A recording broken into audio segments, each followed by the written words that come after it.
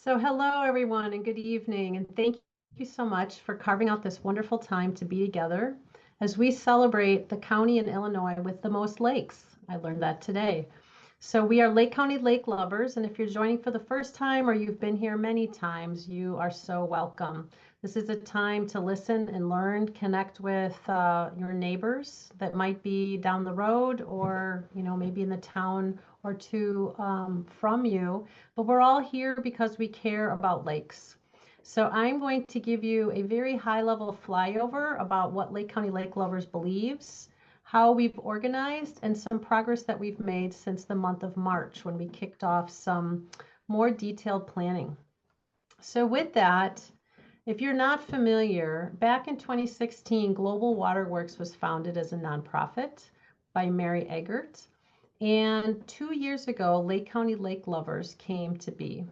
And I'm a very newcomer to the team. Back in just last year, Mary invited me, along with Bill Cody, to co-chair this. And I said yes for this year. It's been a really fun journey. I'm going to draw your attention to the right side of the screen because I think this tells a really compelling story. When it began, there were only 12 people, but today you are part of 132 and counting, right? And as this organization is finding their feet, getting traction, right? Mary was able to influence over 400 people to sign a petition, right? That we don't just want to keep walking by and seeing our lakes sad and unhappy and not healthy. We want to see things change. So what are we doing about it? Mary curates a fabulous program every month on the third Thursday. You are a part of that today. So just mark your calendars for upcoming months because great programs are always put together and you can go back and watch the recordings. So we like to feature different lakes like you're going to hear about today. We want to hear success stories. We also want to know what doesn't work, right? Because wouldn't it be great if we could learn it doesn't work and prevent other homeowners associations from repeating it? So we also would love to incentivize others just on everyday things that anybody can take into account and do, like what fertilizer do they choose to put on?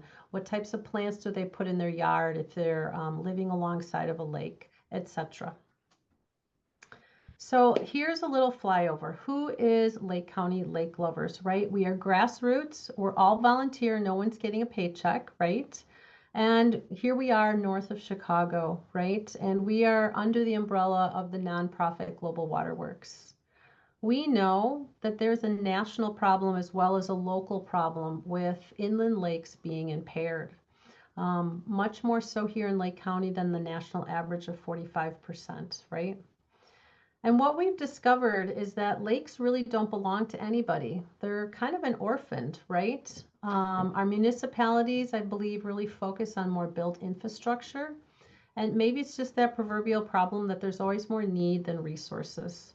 So our opportunity here as a grassroots organization is what might we be able to do if we come together, we use our influence, we use our talents and skills to bring about change, right? We're learning about new solutions that maybe haven't been tried before in Lake County, as well as ones that have been used many times, right? So what's the role that we can play? And just grounding on our beliefs, how we work, and what we're trying to deliver here, right? We are not standing in line, maybe in that proverbial bread line, looking for the health department or stormwater commission to dole out all the resources to fix every lake in Lake County, right? We just don't think that that's the way the funding model has been set up. So we would love to partner though, right? As well as engage and guide passionate volunteers like yourselves and others to come together to create that synergy and work in harmony with. So on the right side of your screen, this is what we believe we can deliver, right? To raise awareness of resources and to promote data-driven action, right? Not just, I want to believe it works, but let's see the data, right? We'd love to be involved in seeing water health be measured. And I at least am a big fan of trend lines, right? Just a static number, I don't think tells us a lot, but if we can look at numbers over time, I think that's much more insightful. We see students as the future, and we would love to see more students, particularly high school students, getting involved in our Lake County's lakes, as well as just partnering with public and private donors to partner in our work. So back on March 9th, 9 volunteers came together, gave 3 hours of their time. We met at the Civic Center and we cast a vision. We looked ahead and we imagined what might we be able to accomplish if we set a goal to do 3 things or less each month from March to December. So I know Dave and Stacey are here. Perhaps others have joined. We even have a student from Libertyville High School. So we kicked off, cast our vision, and set some goals. So what's happened since then? Well, at that workshop, we organized ourselves into some work streams: fundraising, communications, education, and water health. And I would just love to give you a very sincere invitation that if you would like to get more involved than just attending a third Thursday event, we would love to have your talents and your passion, right? So I'm just going to give you an update since that workshop on March 9th on what's happened. 2 weeks or 3 weeks later, we submitted a grant to the JW Couch Foundation. And you can see at the bottom of each of these slides, I'm tagging it with one of our goals, right? We would love to find more resources to fund the work that we would like to be doing.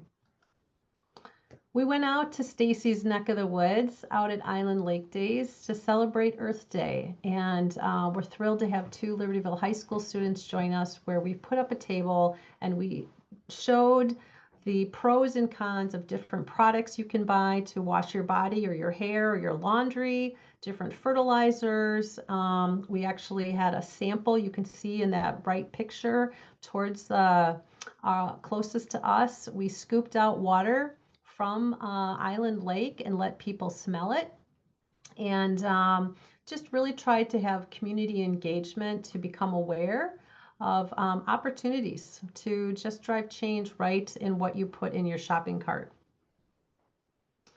We also partnered with Jennifer Kahn, who had her 2nd year of Butler Lake Science Day. This was an opportunity last month on May 9th that had wonderful partnerships with the health department and other experts who came out and supported over 700 Libertyville High School students during their science period to walk out of their doors, come down to the lake despite the rain, and learn about what's going on in Butler Lake. So you can just see from the photos, right? People touched fish, they weighed and measured them. They got in waders and they caught the minnows by the shoreline. If they are in one of the more advanced classes, they were measuring the pH and looking at macroinvertebrates. A really exciting experience for these kids. In addition, Lake County Lake Lovers got permission from Jennifer and the security team to invite science leaders from other Lake County high schools. And we were thrilled to welcome 6 other educators to come and see. And we're thrilled that all of them want to repeat this experience at their schools. And right now we're actively working with Buffalo Grove High School to make something like this come alive in the fall. We also would love to take the really rich data that the health department puts out and make it more accessible to the everyday person. And so Mary has curated, it's not ready for launch yet, but what if we just leveraged a Google map, right? And using existing data, sorting it into stoplights, green is good, yellow is in the middle, and red is impaired, right? We could drop a pin on various lakes and allow people to be able to then click on their lake and have it open up. And here's some details, we won't go into it, of how we're drawing the lines. But it would open up the details, right, in terms of some of the measurements. It would link to reports that the health department has produced.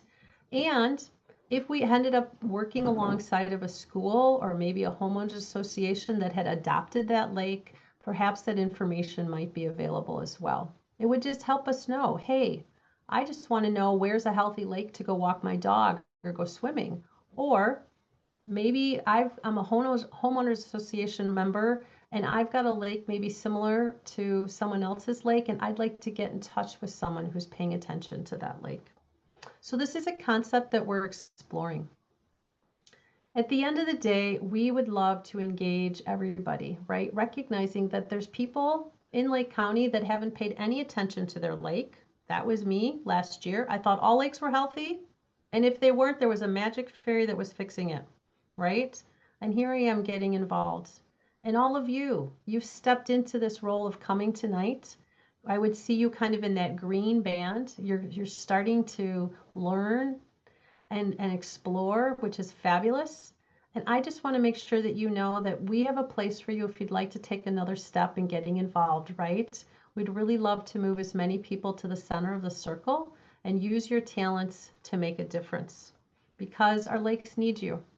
So thank you for coming tonight. Thank you for getting excited with us about the possibilities.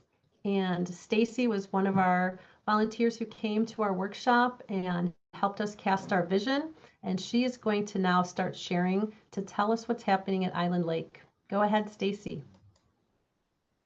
All righty. Hi, everyone. I wanted to just start a little bit about how I got involved in all of this. First of all, I retired, and silly me, I ran for office and won, becoming trustee of Village of Island Lake.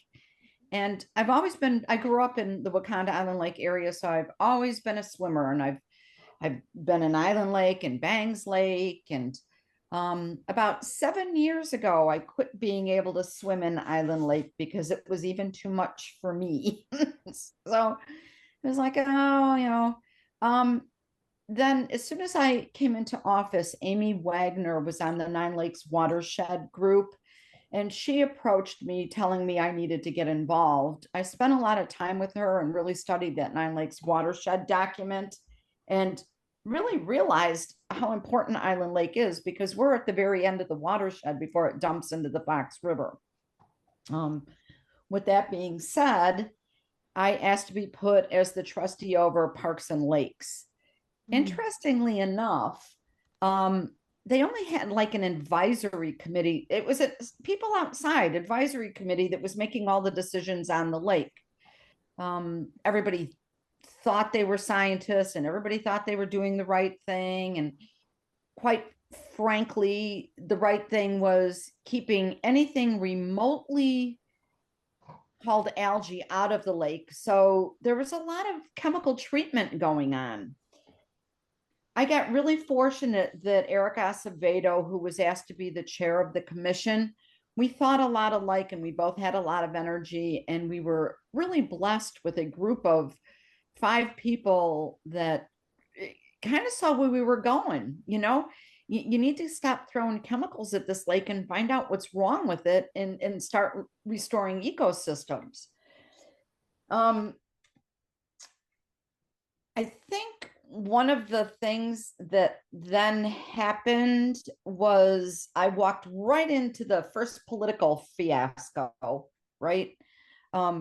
The lake management company that had been servicing our lake for years was no longer in favor, and they let go of the head of the lake's advisory committee, and they didn't want that person. So we kind of got pushed into hiring a lakes management company that he didn't do us any good. Let's put it that way. In the interim, because we had to go to bid, I had begun exploring other lake management companies and integrated lakes management, integrated lakes environments. Lisa Wolford and I spent a lot of time talking, and she came to me and said, if I help you write a grant for your lake management plan, are you good with that? So we went after the grant and we won it. And therefore have this wonderful document that we're going to take a look at tonight. It has been so helpful because it's on paper. When I first walked into it, everybody had something to say. Everybody had an opinion. Everybody knew what needed to be done with the lake, and everybody was doing it wrong. So we took this document and began chipping away at it. it kind of provided a summary of what ailed the lake. Yeah, it's probably one of the most eutrophic in Lake County. And it clearly identified a why. And it gave us the opportunity to tackle each of those areas little by little, to see what we could resolve and change. One of the things that we did, I'm looking at, we've got up we did a community survey. And what we found was that it was all over the map about what people thought was wrong with the lake, but almost everybody did identify water quality and invasive aquatic plants. We started dealing with, like, what is water quality? Nobody was really able to answer that. Seki dishes had been purchased, and muck eaters had been trialed, but nothing was sustained over time. So our goal was to start chipping away at the easiest things to do here on the lake. Our vegetation was out of control. We had a weed eater that probably wasn't the most helpful thing. If anything, it was potentially making things worse, but everybody liked it and they felt like people were doing something, so it was okay. That broke down, and just last year we bought a gator that just skims the top. That's probably still not 100% of what we need, but so much of what goes on the lake is PR. So as long as they think that we're doing something, that seems to matter more and quiets people down more than anything. The number of HAB blooms we were having, oh my gosh, it was just, it was out of control. You could barely use the lake. And I soon became on a first name basis with Alana at the health department. And I thought, well, this isn't good, right? That, we're back and forth. We learned to use the bloom report. We found that the public was resistant to making a bloom report, but boy, they wanted to send me pictures. Boy, oh boy, everybody that lived on the lake, I have a phone full of HAB blooms. And well, what are you going to do? And then that whole education piece came in, trying to help people understand that HAB blooms don't happen overnight, right? And once they start, you're in big trouble. But that did become one of our biggest goals. The next thing that really, well, it was terrifying, shoreline erosion. And Mary, I think that's the next slide. Okay. I'm not sure. Oh no. That's okay. Well, it's shoreline management, so that'll do. Mutton Creek, which runs from Callahan Road through Golden Oaks Farm, and there's a whole bunch of horse farms back there, starting in Wakanda, all feed into Mutton Creek, which is our only source of water coming in. And for years, everybody wanted to point fingers at the farms and, blah, blah, blah. It's like, no, we're farmland. We're a lake that was carved out in the middle of farmland, surrounded by farmland. So we began with our education on road salt and fertilizer and geese poop. We started low, what can you do to make a difference? We went out and really took at that Mutton Creek. It is so eroded that you can't even see the original course of the creek. So a lot of our sediment load filled with pH is coming from our own creek, and we don't own it all. We only own it up to a certain part. We then began working with Golden Oaks Farm. We began talking to property owners upstream, helping them understand what we were going to do. And then Lisa and I worked on a shoreline native buffer grant, which we also won. And We're in the process of putting that in to try to stabilize the shoreline. And it's we kind of got hung up on the grant because we changed the side of the creek it was on. So we're behind on it, but it should go in this year. The other thing that we did for the first time just this year. So I think what I need to clarify here, all of these, what you can do's in each of these areas are there, and you're gonna have to have money. Thus the problem. So we started slow and did what we could. It it's expensive and here's that the erosion, the whole look of the plants and everything. We looked at everything together and really realized that at Mutton Creek, nobody had ever looked at that. Nobody had ever looked at the inflow of the lake all the years in Island Lake. So that's what we decided to hit hard. The shoreline buffers coming in, we're drawing attention to that. There's no riprap. So we budgeted for riprap. These weren't necessarily things in order on the lake plan, but as we started projects, we realized how silly it would be to do some of it without doing a step further. For instance, the native buffer is going in. So this year we budgeted for a bunch of riprap to budget. I maxed out what I could spend on getting riprap. The most important thing is that the village wasn't really in charge of the lake. Again, this advisory committee kind of had this money and they did what they wanted. The best thing that has happened to us this year is that our public works department has gotten on board. So we also put in a kayak launch down at we have 5 different beaches. And when we went to put that in, I said to them, we were down there cleaning, and you do realize your shoreline is only being held in pretty much by grapevines that need to come out. And that was the truth. So when the Lions donated the launch, and we then purchased riprap, it was the end of the budget year, so there was a little money, and we riprapped that shoreline, and you cannot believe how nice it looks. The other thing that happened early on was, before we had ILM as our lake management company, there was an overtreat and it killed off all our vegetation. We were not quite ready to be jumping to our plant survey. We knew we didn't have a lot of good stuff, but this kind of forced the issue for us.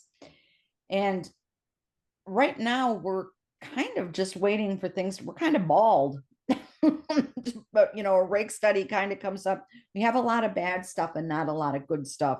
And we're trying really hard to restore the vegetation in the lake. We've put together several different, what do we have here? So, evaluation and moving forward. We also realized that a small commission we can't, Public Works is small. We're a small town. So we started this Adopt a Park program, and we invited at the Earth Day Expo, and we invited the community in to sign up and help us clean up the beaches, rake the shoreline when the algae was piling up, come and help do park cleanups. And part of what we found for so many of the grants that are out there, you need to have community involvement, and there wasn't any. Trying to let the public know that we were hearing them when they could speak to us civilly, there's something that's important, right? We got a lot of people on board with us. Most of our education programs, we do 3 of them. So we do, this year we started a kids fishing derby because we were doing a carp fest, trying to pull the carp out of there. That was another problem with our vegetation and our shoreline erosion.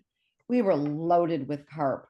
IDNR came out for the first time while I've been on 3 years ago.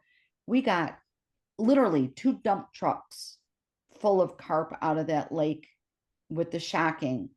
Last year, not quite so many, and we just did it the other day, and we got like 149 carp. So we're making a difference there. But we did the Carp Fest. We brought that back. That had been done in Island Lake for years, and somehow it got away from people. And the community really responded well to it, but our carp numbers were getting lower. So we started this kids fishing derby just last weekend, and it was so successful. So many people came out. We got kids to get poles in the water. We brought people to all of our fishing areas, really engaged the community. With that being said, that whole grant piece is huge. We don't have a grant writer on staff. I can promise you that. So I've been the grant writer. It's not my favorite thing to do, but I can do it. And Lisa and I just decided to go after another grant. It's a T-Mobile grant. For $50,000 for the nutrient deactivation bags. So that brings us back to the whole pH problem in the lake. We didn't think, if you look at our whole lake plan, we didn't think we were going to be dealing with that for another 2 years. But the bottom line is we've got to do something. So we had budgeted this year $9,000 to buy some nutrient deactivation bags. This grant of $50,000 would certainly do us a lot better. With that being said, part of our lake plan and the sequence was not just to throw those in. We needed to do water quality testing, and it wasn't the plan this year. We switched gears, and you've got to be flexible when things come up. And what I have found, when things are on a piece of paper, people want you to stick to the sequence, and you have to do a lot of explaining. No, we have an opportunity to go for this, pH nutrient deactivation grant. And so that we know that we're putting those nutrient bags in the right spot, we need to do a water quality study. The $9,000 that I had budgeted this year for the nutrient bags is going to go toward the water quality study, because there's no sense just throwing all those nutrient deactivation bags in the water and you don't even know if you have the right spot. And of course, we are looking upstream, coming right out of Golden Oaks across Darrell Road, where the creek meets our property and a couple of other places. And when I talked to Lisa, I said, I'm confused about the point of these nutrient deactivation bags if you can't measure what you're collecting. And lo and behold, you can. So that is part of what we're going to be doing, is measuring how much pH is actually coming in where we think. Then at the end of this year, we're going to do in the fall, we're going to do a sediment study and look how much is internally loading too. And you know what, Stacey, if I can chime in there. Hi, Stacey. Hi. Sometimes I feel like so many people make decisions, especially when it's a committee-based decision based on assumptions. And we have got to know really what is the phosphorus situation, right? And how much of it is internal loading from existing sediment? How much is it external loading that's coming from the watershed? And so yes, we need this data to know exactly how to approach a nutrient deactivation program at the scale that we're recommending, but it's also data that's going to just prove invaluable moving forward as we do more long-term planning, especially when it comes to this watershed loading issue. Because if we want to build a partnership with these farms upstream, we need some hard data to say, hey, this is how much phosphorus is coming in from the watershed, because you can do nutrient deactivation bags all day long, but you're going to have to do it for the rest of your life if you don't understand the source of the phosphorus. So I love this grant because, first of all, there's no match, which is unheard of in the grant world. and we actually backed into it a little bit. We really wanted the data. Yeah. We want the bags, but Right, we the really just data. want the data. Yeah. So we're gonna, if we get it, we'll get both. We'll get the data and then at least one season's worth of treatment relief. Right. And that's a super segue to our next speaker, who does have data on some of this Yes. nutrient removal activity. So excellent overview. And I included a link to the plan in the chat so that people can see the very comprehensive plan with lots of great examples too from other places. But I was thrilled to meet Bob Mazzeffi right at this beautiful backyard. And Bob, I'm going to stop sharing and turn it over to you. But what he'll tell you is how incredible his experience was changing the quicksand to more manageable sediment underneath his dock there. So introduction, Bob Mazzeffi. I'm one of the board members from Friends of Lake Catherine and Channel Lakes. I happen to live here on Lake Catherine, and that's how I got involved 4 years ago with Friends of Lake Catherine. So what we're here to talk today about is beneficial bacteria. Beneficial bacteria occurs naturally in the lakes and ponds and are the microbes responsible for processing dead organic material. One of the more important things with these microbes is you need to have oxygen. So it's really important when you start considering to put in a helpful bacteria to make sure you're putting that in the water at times when there is an oxygen level. If you start trying to use these helpful bacteria in deep water where the oxygen level is low, they're not going to really do much good because they won't grow and won't do their job. So it's important to make sure where you use the helpful bacteria that there is a level of oxygen. Friends of Lake Catherine and Channel Lakes used them in shallower water from 2 feet to say 6 feet, which we don't have a problem with oxygen levels in the shallow water. When you do a Google search and look at beneficial bacteria, you'll find hundreds of different products out there available these days. So the marketplace is inundated with different types of products you can use to eat away muck. Our project first started in 2019. A company called Air Diffusion Systems out of Gurnee, Illinois, was in contact with us regarding putting a aeration system in Lake Catherine, fine bubble aeration system. As we started talking, we talked about the muck levels we have. They suggested their product they have for treating that they use in the wastewater treatment plant that treats the sludge tanks, that helps eat away the sludge. That they'd like to do a trial program in a lake and see what impact it would have as far as reducing muck on the bottom of a lake. So the folks at Air Diffusion Systems came up with us and worked with a plan with us, and we developed a 5-acre test area. The 5-acre test area is on the very southern tip of Channel Lake. Historically, that area is very mucky, 3 to 5 feet in depth, seaweed, algae, not the best place as far as from a lake standpoint. Great area for a test. They identified 15 different locations on a grid map, as you can see on the right-hand side, where they would test the sample or actually go down and test the muck levels, how much muck we had.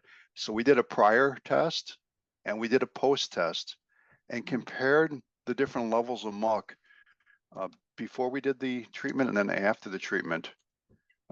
Product-wise, this is about a $6,000, $7,000 worth of product. Air Diffusions did all the labor for free just to kind of help us through the study. How we tested? We use this homemade sludge tester, which you'd stick into the ground and be able to measure how far it went down. And you could actually see the core samples of what you're pulling out. So the first test was done on May 6th. You can see that the sludge was darker in color, more brown and murky. And when you looked at it, didn't really have any kind of plant material, any kind of plants in there, or any kind of vertebrae that was eating away the muck. And the average depth of our sludge was roughly 24 inches. We had some areas that went out almost 4 feet in depth. The majority of that's organic muck, that being dead plant material from the last 40 or 50 years worth of plants dying and decomposing and plants dying and decomposing. The process, what we did with the lake clarifying bacteria started on June 7th. This product was a powder. It required us to mix it in 5-gallon pails and then take up a pump and using drag lines and put it in the bottom of the lake using an aerator, a little bubbler, along with a pump. And what we do is go serpentine back and forth across the test area with these 10-gallon pails, and did this once a week over a 9-week period, a 9-week treatment period. Let's go back. This is the water quality. You can see kind of the algae blooms prior to the test when we started. As you can see on the right-hand side, as we're driving through this area with the boat, you could smell just the product coming off the bottom. You could smell all the muck and the sulfur coming off the bottom of the lake. So the area was really bad when it came to standpoint. You can see a brown trail of just sediment coming up. Some of the areas got so weedy and mucky during the middle of the summer, it was rather difficult to get a boat up here to do the serpentine work in the pilot area. When it was all completed at the end of October, we completed the same thing. We went back and hit those same spots and used that same tester, measured the difference from beginning to end. And we found over that year's difference, we found a 7.75 inch difference reduction in muck. The product you can see down here in the picture, you can see the muck that was coming out was completely different. It wasn't that black, hazy, smelly stuff. You could see the little vertebrae, little critters in there, little vertebrae, little stuff munching away. That now we've got aquatic organisms that were right here. And the odor that we saw the first time had gone away.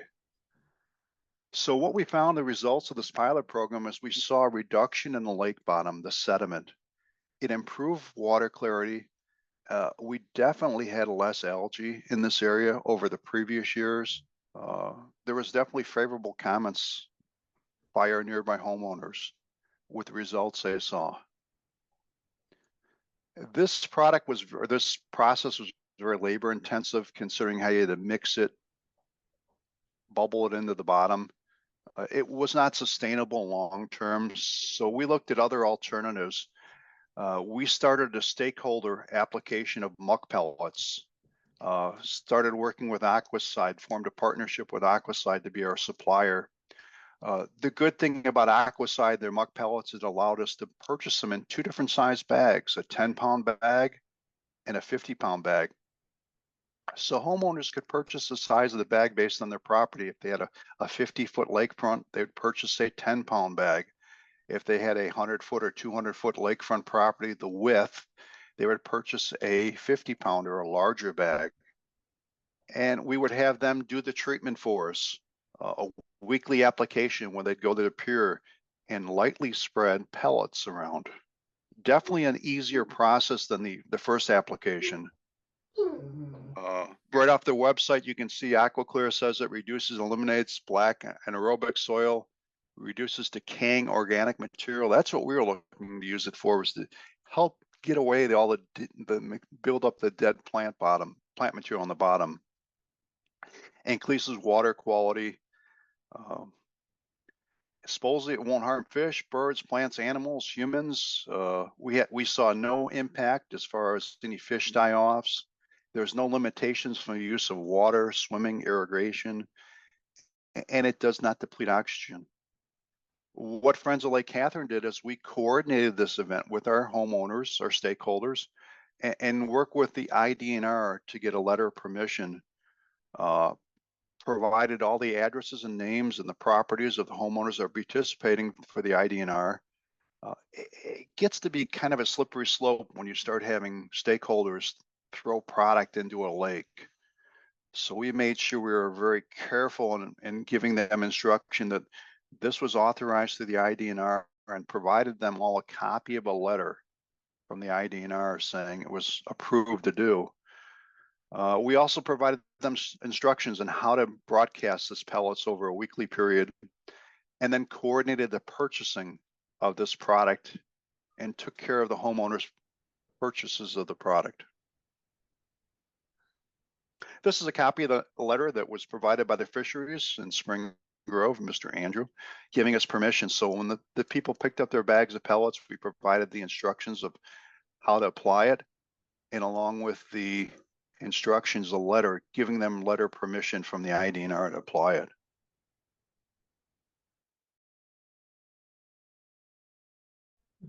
So that was a homeowner's application of IDNR of muck pellet there, because this year we kind of went a little different direction. Friends in Lake Catherine and Channel Lakes did a large treatment using Persilicor, which is an aquatic herbicide. Not sure if you're familiar with it, but it really is a treatment product that treats milfoil only. The thing I want to point out here is one of the things they show in their description of how it works is it leaves decomposing biomass at the bottom of the lake. So when the milfoil dies, it falls on the bottom. So what we're looking to do in 2025, and this is in discussions with the board right now, is doing another large muck treatment process to help digest some of this biomass. And we treated the entire lake of Catherine and Channel, the shoreline, with Persilicor. So the entire shoreline was treated, and it was very successful. It was done almost 4 weeks ago, and we're unable to find any milfoil currently that's alive. So it was very successful. So the muck biotics is going to be our next choice. We're working with the board. We'll be having some conversations in the very near future with the IDNR about doing a fall treatment. We'll get the homeowners to sponsor a bag and provide treatment as far as they can throw from their pier, probably 5 or 6 times applications over a period of a month during September, October of this year. Natural Lakes Bioscience is the manufacturer of muck biotics. They're based in Madison, Wisconsin. They private label and make muck pellets for the majority of the people around. We felt they're a great supplier. This new stuff, this muck biomics, is a new generation. We think that's going to help us a lot, help us digest some of the decomposing biomass we created by doing the herbicide treatment. Questions, anyone? Comments? So when you treated and you killed the milfoil, which I live on Long Lake, and oh man, you should see our shoreline right now. It is just covered in milfoil and algae, and it's pretty disgusting. It will come back though. It kills it for the season, but it doesn't kill it. Craig, the herbicide is systemic, and it actually kills the roots. And it will kill that plant from top to bottom. Okay. And the test, everything we've seen shows a long-term impact to treat milfoil. The manufacturer offers an extended warranty, which warranties it for 3 years. Did they come in and treat the lake, or did you do that? And I'm trying to get a feel for cost to do that. We hired a treatment company to come out and do it. Okay. Cost-wise, to do the shoreline of Lake Catherine and Channel Lake was around $151,000. Okay. So it's not cheap. Right. But it worked. We know with the chain of lakes, we're never going to get rid of milfoil, right, because it's across the lakes. Yeah. But what this does is provide us an aquatic reset and allows us to get rid of the milfoil for a period of 3, 4, 5 years and let the natives reestablish. And that's a beautiful story. Step process, Bob. Thank you so much. So our goal is we want to let the natives become powerful. The plants all die eventually anyway and fall to the bottom. They're correct. But you hit it with the second, which is with the pellets. That's the approach. Is looking to try to help digest some of that and try to get rid of some of that. So that's still a work in process. We'll still got to get approval and look for funding for it and get our board to buy into it. But it makes sense to do it that way, Craig. Great. No, this is really interesting. Thank you. So I spent the afternoon pulling milfoil out of around my pier. Yeah, well, the part of the problem we have with Chain of Lakes, we have so many boats on it. When the milfoil is out there, you go on an average weekend, you'd find though. But so we're here to talk mostly about the muck pellets. The muck pellets did work for us. I'd recommend it. It's not a quick solution. My personal peer, my doc, I threw it out and I don't feel that muck like I used to feel before. So, But is there a time of year, Bob, that's best to do it? I did buy some muck pellets as well this year, and I think Yeah. it said the water temperature had to be at least 60 degrees. and I agree with that, Craig. Above 60, Okay. and I'd be cautious in the hot months, depending where you're at. The IDNR told us July and August, hold off on doing the treatment. They don't want to see it cause an action situation in a Got fish it. kill. And again, Okay. I'd recommend if you're throwing something in the water,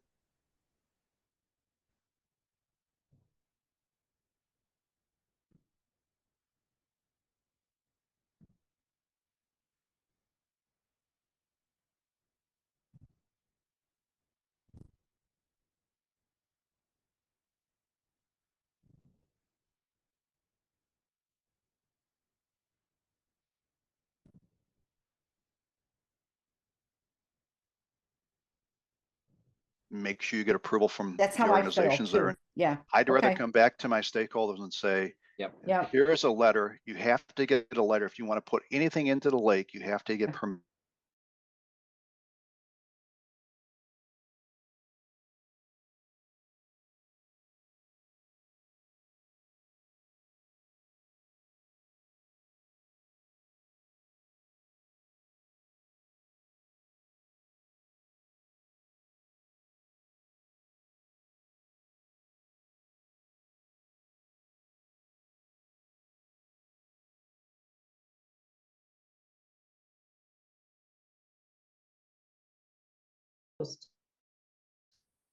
One of their beaches are closed in that Mhm. report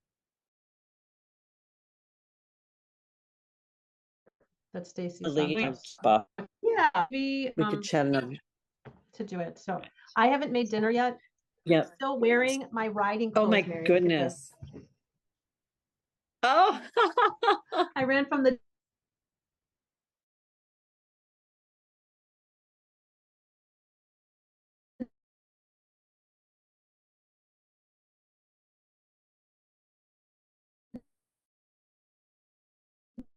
the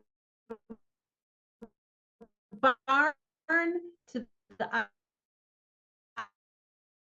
eye doctor to use up all my smelly. He was Oh tall, yeah. I need to. Yeah, what Quedas? It's the new guy, whatever. I don't know, but this is the first time he's wrestled since the surgery. I Wow. think he wrestled. I'm like, hon, just tell me in a minute. I'm leading the rest of this meeting. I can't give you my full attention. I know, I'm gonna go right? make dinner. And You did a make nice dinner? job. I think No, you're I gonna haven't go. had dinner yet. Okay. Why don't I bring over dinner? You just relax, I'll just leave it on your doorstep. Oh, Mary, no, I defrosted pork chops. Oh, you did. So I was Okay. just gonna make those. And I mean, you're welcome to pop over if you want a pork chop. So no, no thanks. I ate dinner. I just thought it all worked out. Yeah. You did a great job with your slides. I hope they're big enough because I wasn't sure if maybe you had that same thing going on that Buzz did, where they seemed small. Oh, he was. But no, yours were good. He was in. He was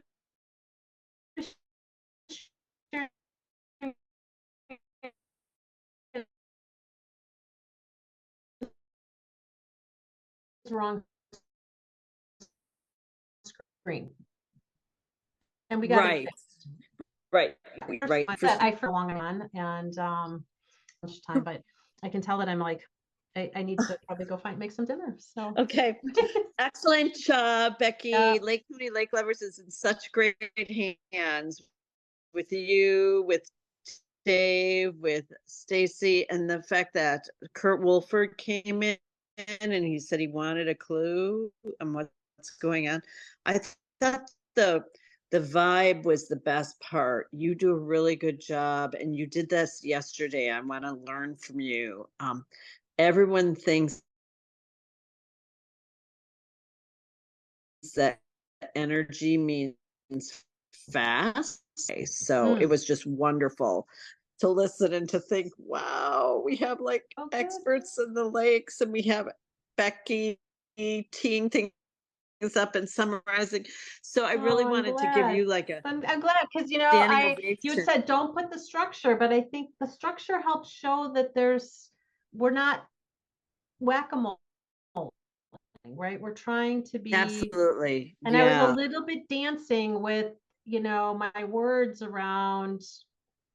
I didn't want to throw any agency under the bus, right? To just say, look, you were very kind, and Stacey was very appropriately diplomatic. Yeah, little towns are bearing a $500,000 plus problem that they're not prepared, nor do they have the knowledge.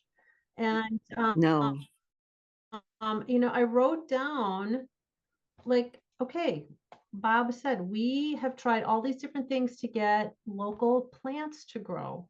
Wouldn't that be wonderful if we pinged our organization, said who has a success story of getting native water plants to grow, which I don't even know what those would be. I love Buzz's or Bob's women of DNR, and we gave all those letters out. And just the way that homeowners were a key stakeholder group in both of these stories was engaged. Wasn't that great? Very interesting. And I don't know. It was great. I'm really glad that I rearranged things to be able to be here tonight. And thanks. Yeah, it was good. Well, yeah. Have a wonderful dinner. I am so proud of you. I mean, thanks. We would not be here to see what's been accomplished with the teachers adding those you spoke. It was all so nice. So I'll transcribe this all. Oh, I'm really glad, because I finished and I went, I didn't hear the clock because I was going to check. Oh, you were good on time. You were like okay. 12 minutes. It was you were good. Okay. Yeah. Okay. I hadn't rehearsed anything, but good. I'm glad it worked. And it was awesome. And Katie, your goddaughter, followed up with, so maybe she's also tracking my data. Experiences with Salesforce, I really don't like them, and because if they gave us money, Google actually also has like a $50,000 grant we could get for using programming from them potentially, but it's more on programming.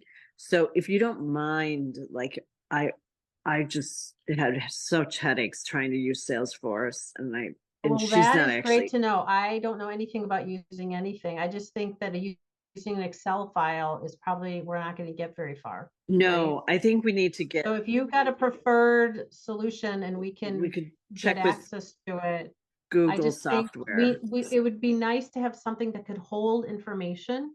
So that when we engage the students or the local citizen science or the geocache person, it could go to the same place, and maybe it's tagged, this is official, this is unofficial, but it could start to show.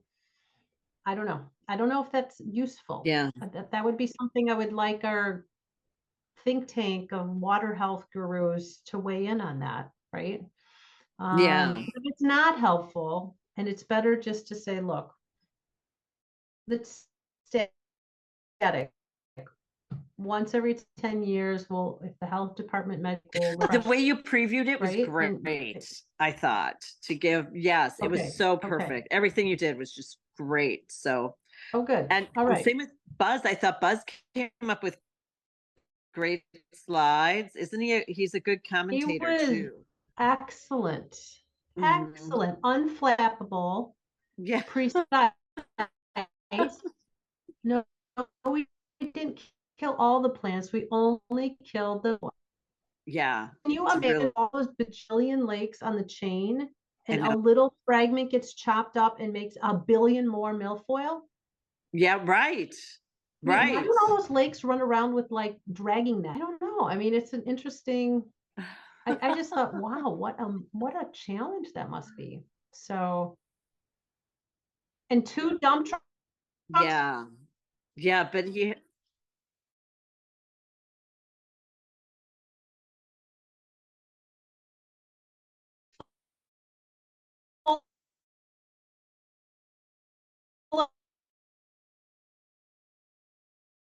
of dying carp Oh, isn't that sick? I was so someplace, but all right, Yeah, off to the but- pork chops I go. yeah, and it was And the right people were on. I thought we could have. thanks we for need your to get efforts more. to make tonight happen. And Oh, but you did just much drop more in. than that. So thank you.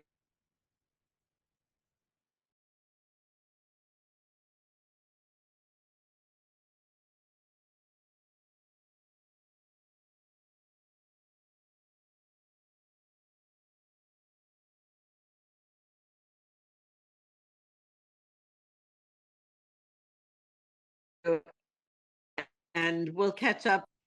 I don't. It'd be nice to tell somebody our Yeah. progress. Well, I think Right. you sort of did, but yeah,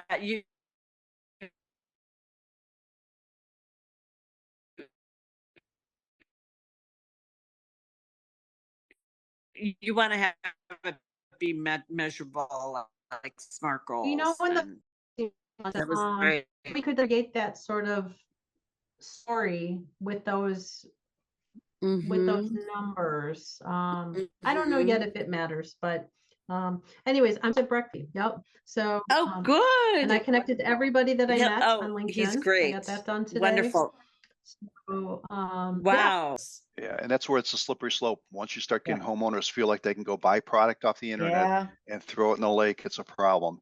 Yeah. So Friends on Lake Catherine took the very strong approach of no, you can never put anything in the lake unless you have a permission letter from someone that's in charge of the lake, and that was the IDNR for us. Okay. So Perfect. do I think homeowners do use sometimes will buy stuff and throw it in the lake? Yes, I can't control that, but No, you can't. I'm Right. not going to encourage it. That's for sure. Right. Okay. Interesting. well, Bob and Stacey, it's wonderful to hear your stories and to see the data that you've either collected or you're planning to collect. And we hope that you will come back with your stories at a future Lake County Lake Lovers to keep sharing what's happening, right? We have, depending on how long you've booked tonight, a few more minutes until the top of the hour, and we've planned to run until 15 minutes, so 8:15 Central. So I would love to open this now. We've got these two wonderful presenters. What questions do you have for Stacey and Bob? We would love to give you the floor to ask your questions. So you can just unmute and ask, or you can put something in the chat. So I want to thank you because I'm quite a novice and I really, really enjoyed your discussions. It really helps me. I'm working at Independence Grove and I'm a manager there. So I'm just wondering, do they use these type of products in the forest preserves, lakes? Just learning myself. Actually, Trevor Mock is on our Parks and Lakes Commission, and he works at Countryside. He works at the golf courses. And he treats the ponds. He's I don't know who manages Independence Grove, but if you're managing the ponds in the golf courses, you're managing the ponds other places. I just was curious because I'm always on that lake. So I'm always like, Yeah. are they this as well? Yep. Okay, thank you very much. Thanks for the question. Who else has a question? There's something else that I wanted to talk about that I didn't quite get to, and that was aeration.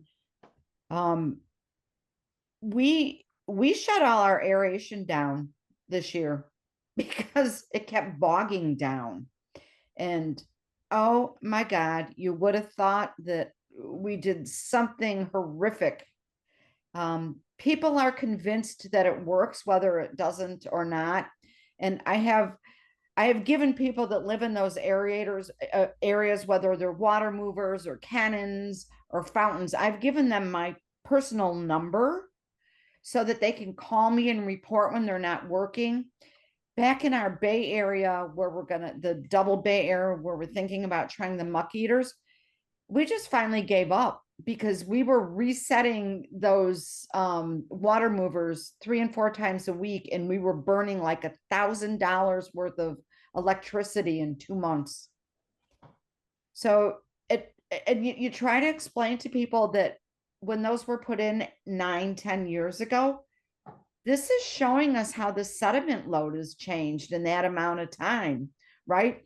We don't have that 18 inches or 3 feet to run what was initially put in there. So what we're working on next is reassessing all of those water movers.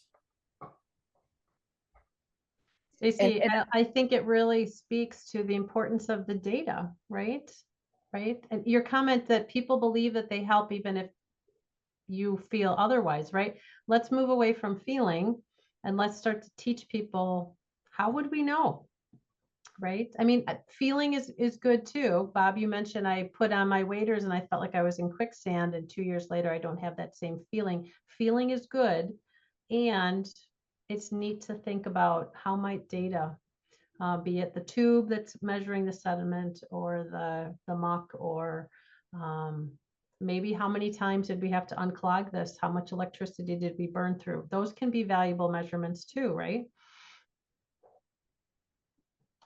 Hey, Bob, question for you. I'm just curious in Lake Catherine, do you see movement of that muck on the bottom of the lake? Does it move around the lake? I noticed that a little bit in Long Lake, where I can go in certain areas sometimes and I'm standing on a nice rocky bottom, and other times I'll go out in the same area and now there'll be a layer of muck on it. And I think it's the wave action and things that it's moving it around. I would agree. We've got certain areas that are, perfect sand bottoms. And Right. We've got other areas that are, the windy areas that wind's constantly blowing against are sandy and clean. Some of the coves and some of the areas where the wind blows into, whereas that's where the muck accumulates. Yeah. Okay. Makes sense. We had people buy the muck pellets and they had a perfectly clean shore. It was hard bottomed. That's not the person to buy muck pellets. The person to buy muck pellets are the guy who step in quicksand. You got all that dead plant material that's on the bottom. That's the guy who should be buying the muck pellets. Right.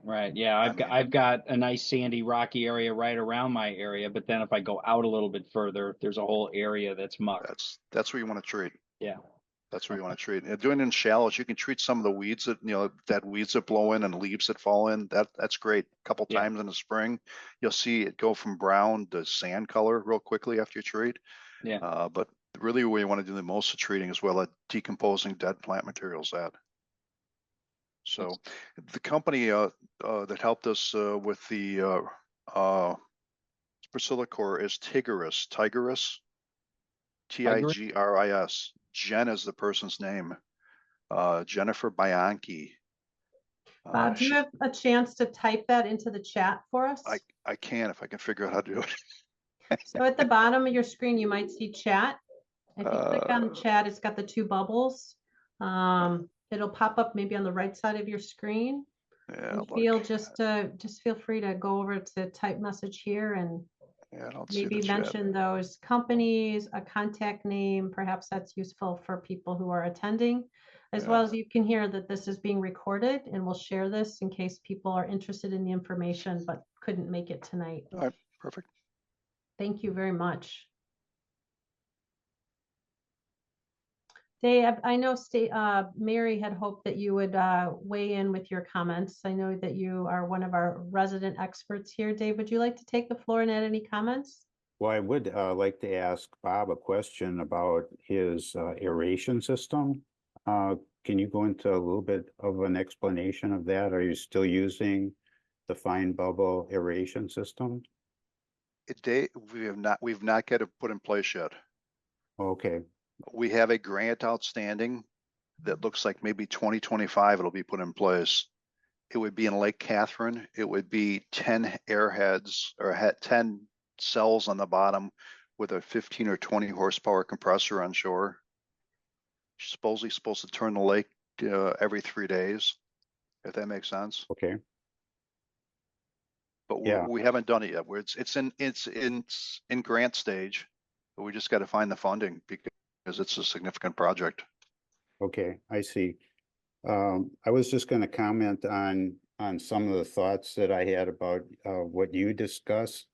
I really like the the beneficial bacteria that you're creating data on, in the muck. And then I was a little curious as to whether you think you have a plan between the muck bacteria, if you will, and then the complete killing of the aquatic plants. Is there like a cycle?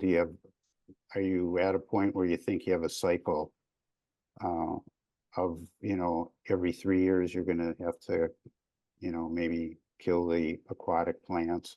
Well, And then first off, we didn't kill all the aquatic plants. We treated milfoil. Right. The regular plants, the native plants are still there. And that's the beautiful thing about Priscillicore is it doesn't hurt the other plants. So the coontail, the cutleaf pondweed, it's all still there. Cycle wise, I hope we never have to treat again for it. I hope it was one and done. Is that realistically? Probably not. But we really got a big reset. I mean, the lake has never seen the reset that we've had as of this year.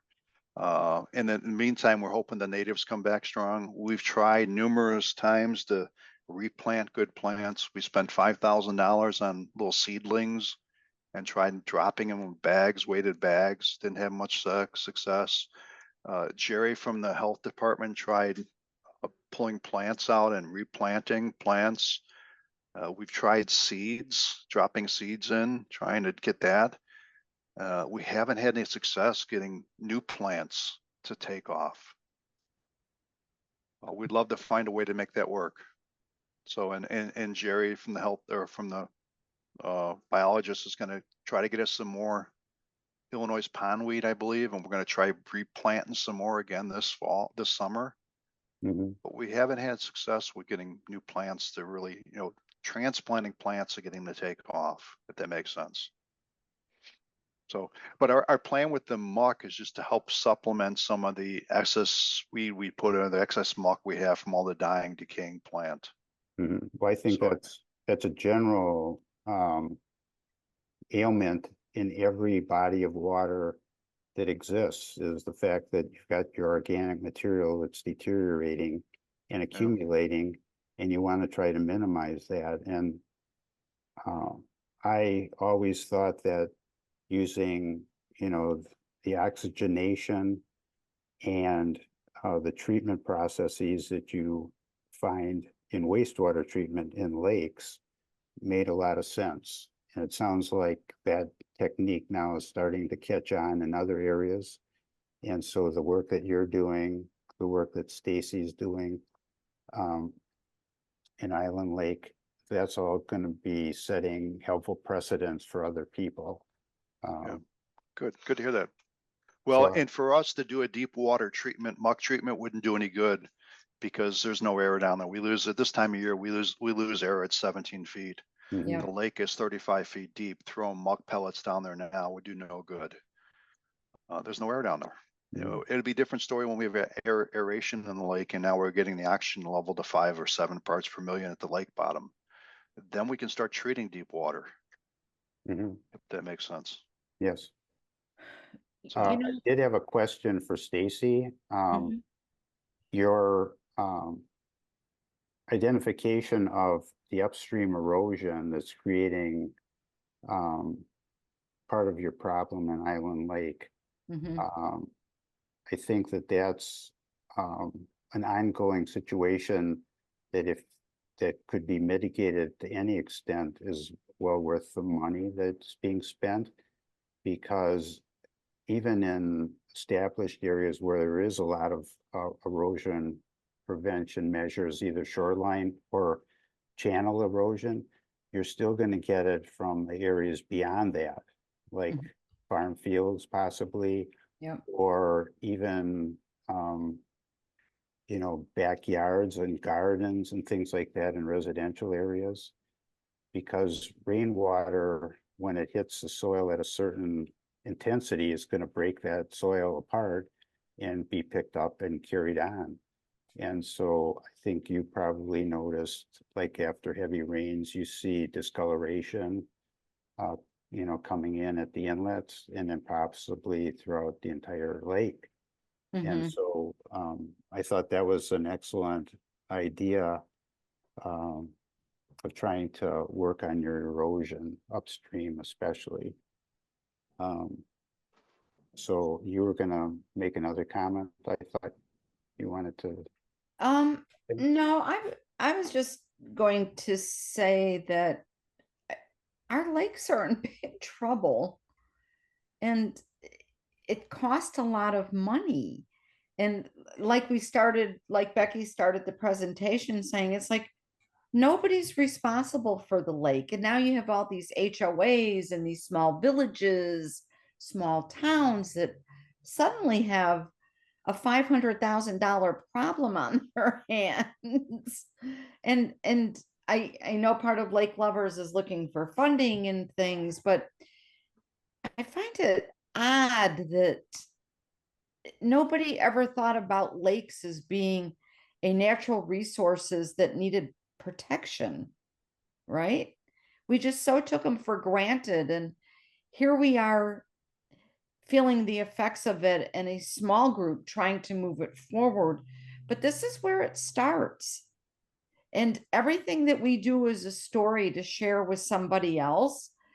And the more people that we pull into this, I think the better off we're going to be. And I know that Mary has already gone to the Lake County Board looking for funding, and whose responsibility is it? And when you live in the land of lakes and rivers, which Lake County is known for, but we've got a bigger problem than other people with maybe 4 or 5 lakes. We feed into almost every watershed, and every mess that we have causes a mess downstream. And it's scary to me. And I look at, we dump right into the Fox River, and it's been years since I've even considered doing anything in the Fox River by putting my body into it, whether skiing or wading. We've got to move on some of this stuff. And I understand a lot of it is still experimental, and getting our villages or our governing bodies behind us it's not easy. It's just not easy. And I really applaud everybody on here that has gotten their HOA on board, or their like management people. And what I have found also is that the person that is pushing or engaged, when they walk away, it all just kind of falls off the cliff again. And to me, that is something that we need to be very, very careful of. And I can see that going on if I don't get elected again, or for some reason I decided not to pursue this. I can just see Island Lake just going back to, it is what it is. And oh, well, right? You can't use the lake however many days of the year, which is getting to be like half the summer. In fact, I shared with Mary and Becky, I got the lake closures the other day. We already had 11 lakes right around me closed because of high bacteria count. Already, it's just the first day of summer is coming. Yeah. It doesn't bode well for recreation and use. So what might happen if we don't keep sharing, trying, collaborating, measuring? What would it do to property values if the lake was so toxic, right? That the lake died. Yeah. We're seeing Where that. are we getting the magic fairies to just, zap it with a lightning bolt and magically it's all better, like a Disney movie could just draw it and paint it, right? But I believe in the power of committed volunteers. And I believe in this organization to not only collaborate like we're doing tonight, to share stories, to bring our vulnerability. And I don't know where we're going to get the money. I don't know if this is going to work. Does anybody here have any insights, any contacts, right? We recognize that our agencies don't have unlimited resources either, right? And we are blessed with this, maybe resources that we've just taken for granted. And we do spill into all these important watersheds for the Midwest. And let's face it, we hear about the changes in our world brought about by human action, right? Fresh water is one of the most valuable resources that we have. So thank you, everyone, for your passion, for coming together tonight, For your transparency, for sharing, we will make the slides available. I know Mary's posted the link to the plan that Stacey was referencing. If you're curious to learn more, you can actually go read it. You've got our contact information. We would love to see you back on the third Thursday of July, right? Someone Yep. tell me. That would be July 18th. So circle that on your calendar. And if you're curious to get involved in the teams that are working to progress those 3 goals every month, we would love to find a spot for you and have you roll up your sleeves with us and share your elbow grease. So it is 1 more minute. So I am just going to say goodnight to everybody. Watch for the recording and we'll see you next month. And if you'd love to get involved, we would love to reach out to share more where we could use your help. So thank you again, everyone, for tonight. It was great to be with you. Thank you. Thanks. Good night, everybody. It was good.